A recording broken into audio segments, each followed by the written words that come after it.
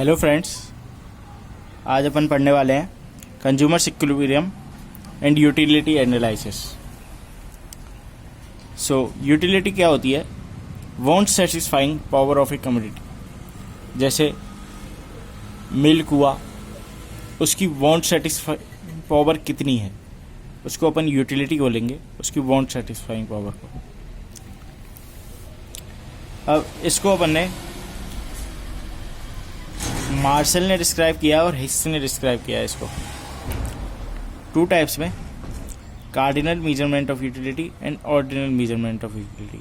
अब इसका मेजरमेंट कैसे होता है?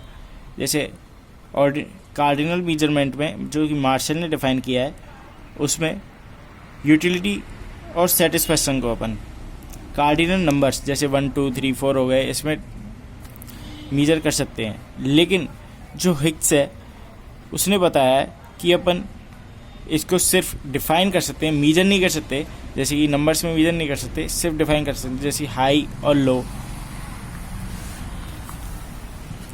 अब इसकी क्या है? Total utility and marginal utility.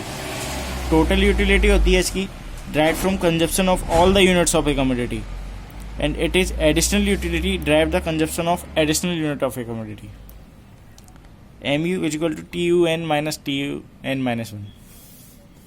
Relation between total utility and marginal utility. अब इसका रिलेशन तो आप लोगों को पता ही है। टोटल यूटिलिटी 0 8, ये अपन ने मतलब मैंने खुद ने ली हुई फिगर्स हैं, ये 14 18 20 20 और ये 80। अब इसमें कुछ सिमिलरिटीज देखी होंगी जो कि अपन अब देखेंगे। इसके बीच के रिलेशन जो डिफाइन करेगा, TU equal to sigma MU। TU sigma MU के बराबर है। TU increases so long as MU is positive. अब इस पॉइंट को अपन यहाँ दे सकते हैं। TU जब तक इंक्रीज हुआ है, यहाँ से जैसे 8 से 14 14 से 18 18 से 20 20 से 20, यहाँ पे ये 0 हो गया। यहाँ तक तो सही था, अब यहाँ पे डिक्रीज होना चालू हो गया। सो MU TU where MU is positive, TU is increasing, but when MU is 0, TU is at maximum and start decreasing. When MU is 0, TU is at maximum. When MU is negative, TU start diminishing. Decreasing MU implies that TU is increasing at a decreasing rate. Law of diminishing margin utility.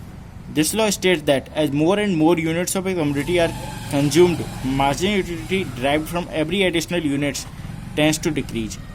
It is also called fundamental law of satisfaction and psychological law.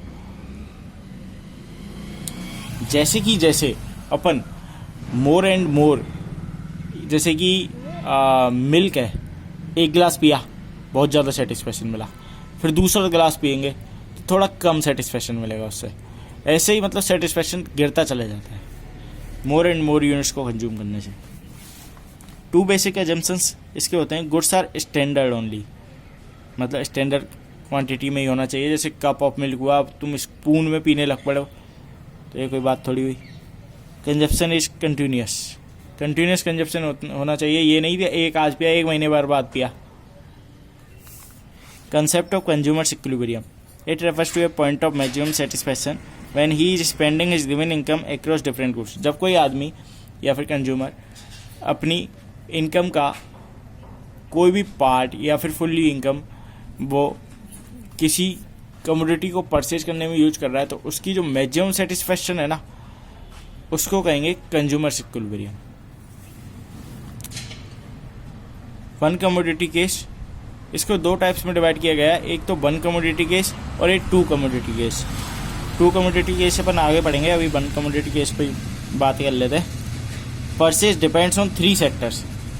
One commodity क्या है? Purchase depends on 3 sectors. एक तो price, एक उसका marginal utility of commodity मतलब satisfaction, एक marginal utility of money मतलब money में सेटिस्फैक्शन उसका कितना है। जैसे 1 रुपया खर्च कर रहे हो तो उसका सेटिस्फैक्शन कितना है, उसमें डिफाइन करेंगे अपन इसको।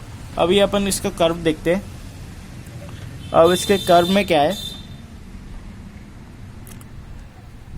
अपन जैसे कि ये हुआ मार्जिनल यूटिलिटी और ये हुआ कंजप्शन, तो प्राइस इसमें अपन ने कांस्टेंट लिया है, ये लिया है इसकी मार्जिनल यूटिलिटी, और ये हो गया अपन का पॉइंट ऑफ इक्विलिब्रियम जहाँ मार्जिनल यूटिलिटी पीएस को कट करती है। ठीक है, अब जो इसका अपर एरिया है ना, यहाँ से लेके यहाँ तक, पॉइंट बी से लेके पॉइंट पी तक जो इसका अपर एरिया है, ये हो गया कंज्यूमर सरप्लस। ठीक है, अब equilibrium struck when MUH upon PH is equal to MUM। जब मार्जिनल यूटिलिटी ऑफ मनी एक प्रोडक्ट का, उसके marginal utility of that product upon price होगा, तो इक्विलिब्रियम स्ट्रक करेगा। Rupee worth of satisfaction consumer actually gets MUH upon PH। अब consumer equilibrium two commodity case में अपन क्या देखते हैं, MUH is equal to MU by upon P by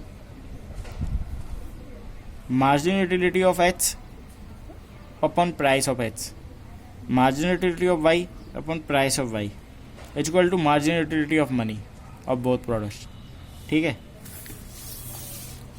the equilibrium struck कब होगा, MUH equal to MU by जब होगा इक्विलिब्रियम स्ट्रक होगा। Assumptions and conditions of consumer's equilibrium.